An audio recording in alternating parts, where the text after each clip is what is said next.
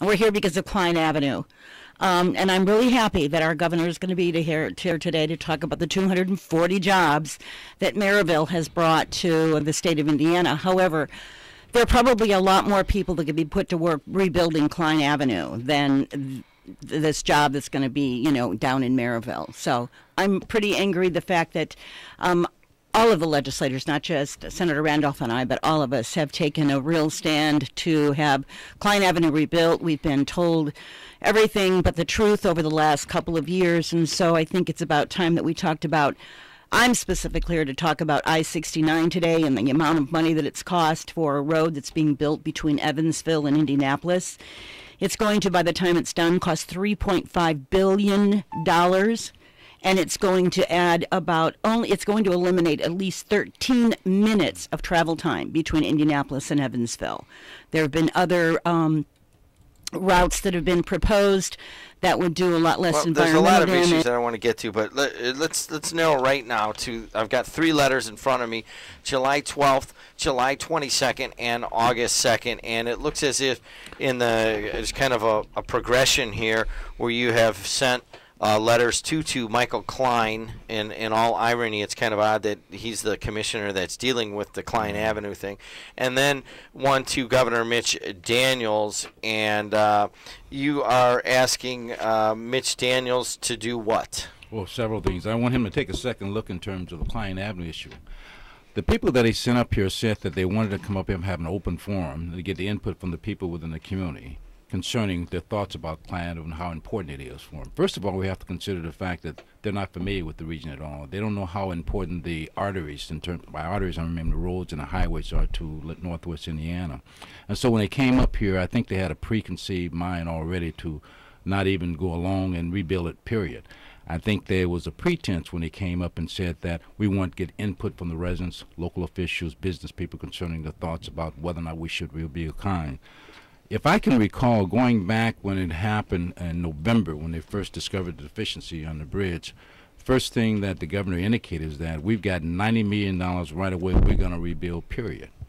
And subsequent to that, at that point in time, the cost factor stepped progressively going higher and higher, and now we're at the stage of $150 million in terms of estimate. Where that actual figure came from, I don't know. The assumption is it came from the governor officials. In my opinion, if you probably got some private investors that come in and ask what would it cost to rebuild Klein Avenue, it probably would not approach a $150 million figure. But in any event, one of the philosophies that the governor has is that he wants to attract industry to this area, to the state of Indiana. Northwest Indiana is a very important location in terms of the state. Throughout the decades, when you go back to the 1910, 1920s, since that time, our mills, which was booming at that point, we contribute a substantial amount of money to the state of Indiana in terms of sustaining it and the viability of the state. Chances are we're talking about billions of dollars since 1910 that we did. So we pretty much carried the state for a long period of time.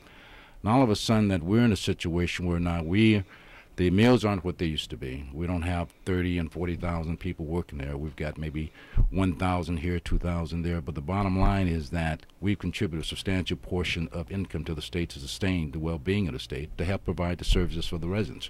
Now we're in dire need. So we're asking the governor to come to our rescue. We've got $3.8 billion in that Major Moves project.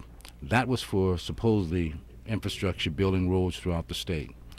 We're talking about a project that's currently being built in the southern part of Indiana, the Ohio River Bridge they're referring to, that connects Louisville as well as Louisville, Kentucky, as well as Ohio.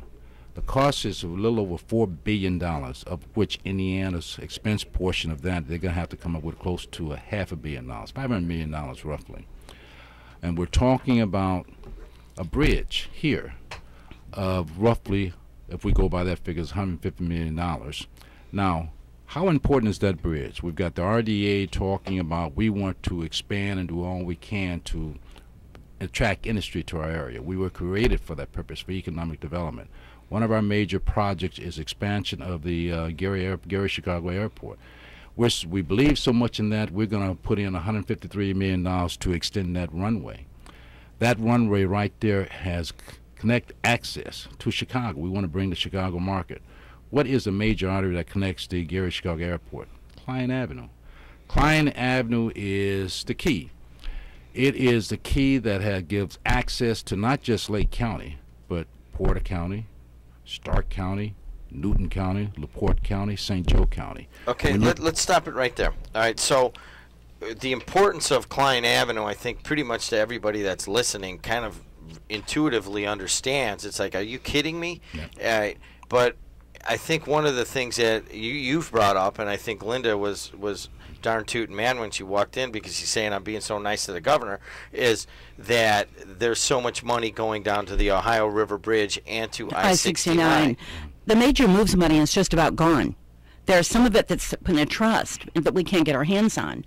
But of the money that came from the toll road, the sale of the toll road, is just about gone. There was money that was set aside for Klein Avenue, and it's been diverted. And I don't know if it's gone to the Madison Avenue Bridge or to the Louisville Bridge, or if it's gone to I-69. But it's not available for us here anymore. And there's a lot of questions that we need answers for. Okay, let's talk about a couple of those questions. The first is the actual cost of the bridge. Now, you know, I don't mean, and quite frankly, you know, I know that there's an issue with the governor, but I try to, you know, evaluate what he's doing fairly and so forth. On this issue, I have basically sided with where you guys are, that this is a bad thing, and they're not taking all of the things into account. But the actual cost of this bridge, I asked the governor about this. He wouldn't interview with me for a while, but I got him at the Gary Chamber of Commerce a while ago, and he said that there were two major issues of why they're not redoing Klein Avenue. One was the cost, that they got to $150 million and quit counting. And we don't have any evidence of that, and you just addressed that. And the other was public opinion, because in the beginning, I think the Times came out and said we don't need the bridge, or after a while the Times said we don't need the bridge. Some of the union leaders even were kind of a little bit hemming and hawing on it. And then of course you had some other big industry folks saying, that's all right, if the governor doesn't want it, we don't have to have it. Well, it seems like that's changed. I would have to, I mean, just by, it's almost as if the only person I could find to come on and talk about closing the bridge and not having it was Mark Mossel of the Forum. And other of that, I mean, do you think you have fairly universal support for rebuilding the bridge around here? I think so now. I think my objective was to try to drum up interest, to try to get more people involved, try to send a message to the governor that we all are concerned about the bridge, that we all want the bridge rebuilt. I think the union's position from the very beginning was that when they talked about the alternative routes for the bridge as opposed to utilizing Klein Avenue, is because it created jobs. Immediate jobs, and their workers wanted to be employed. And so that's the immediate thing that they focused on. That was the so-called ingredient that they were looking at that point.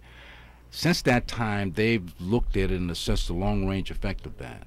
And now they've changed their opinion, because when they started listening to the RDA, the Regional Development Authority, and other agencies, Northwest Forum, about the economic development ideals for the region, they realized that there could be a bonanza when it comes to creating jobs if, in fact, the ideals that they had in terms of expanding and attracting economic development to our region were to occur. That means more people will be employed, larger wages, and the long-time benefit. I mean, you're not talking about a one-shot deal. You're talking about a span of years stability for employees in terms of getting these construction jobs. So I think that's the reason why they changed. I also think the tourist industry, Spiro, eventually, I think originally he was opposed to it. Not opposed to it, but he went along with the governor said, because he felt that there's not much they can do. But then when he thought about it, he thought about the possibility of the potential benefits to the tourist industry if, in fact, that economic development tool were to take fold in terms of area. Yeah, you know what, I got to bring out 219-845-1100 is the phone number here. It's 7:30 in the Calumet region. We have in the House, we have State Representative Linda Lawson, along with Lonnie Randolph, a state senator. Of course, Alexis Vasquez-Dito, my wife, hanging around also. And yeah, we went from talking about our 20-year romance to talking about the client. It's really important. Yeah. And one of the things, too, that you don't hear the governor talk about, there is a federal highway fund plan where you can apply, and they can possibly approve up to 80% of the cost of rebuilding. And if they do that, that's going to substantially bring down any kind of liability or cost factor that the state is faced with But you don't hear anything about that when the article is printed in the paper or when the governor's people talk about it. And I questioned the motive. I mean, Mr. Delo indicated that the governor indicated there was a cost factor. Well, there's been no discussion about the funds from the federal government that we can get to help rebuild the bridge. The other issue concerns that he said the people. Well, the people in this area, vast majority, wants the Klein Avenue rebuild.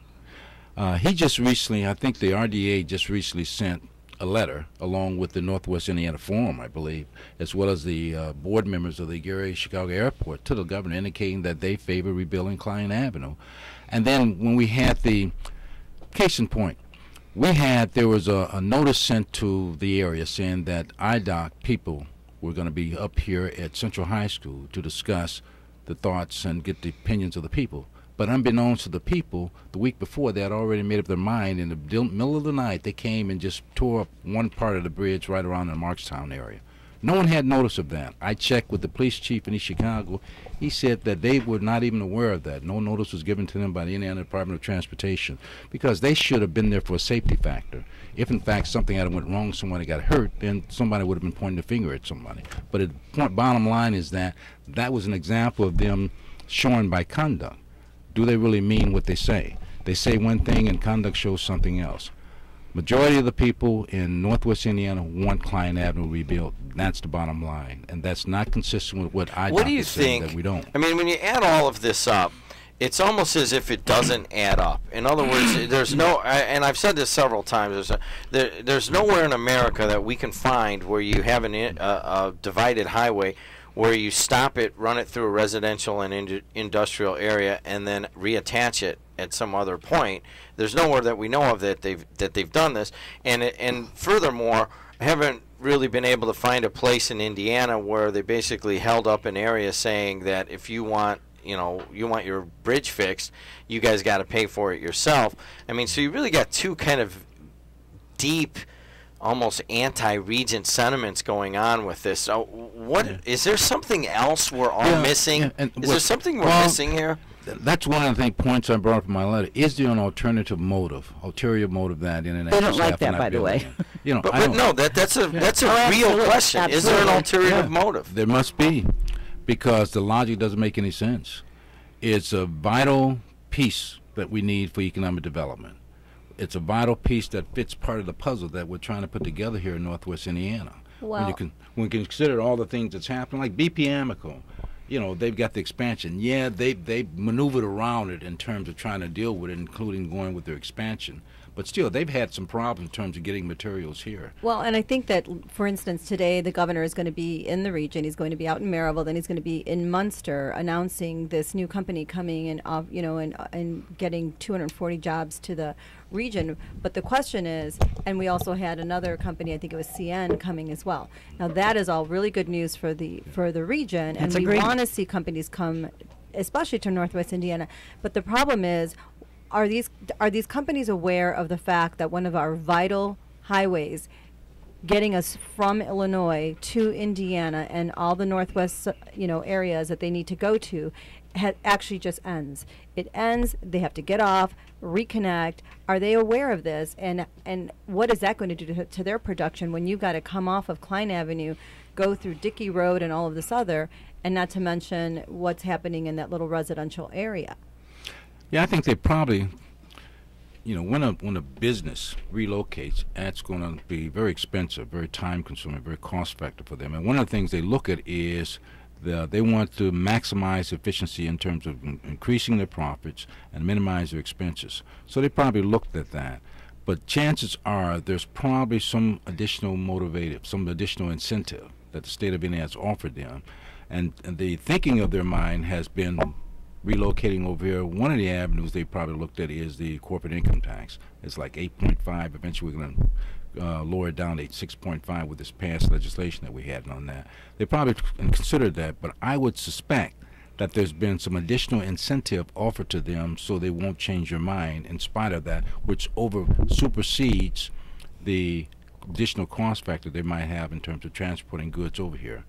That's not going to be an issue that's going to be able to prevent other companies that want to relocate over here, particularly larger corporations who are going to have larger transportation costs in terms of getting here. Time is very important to companies. I would think so.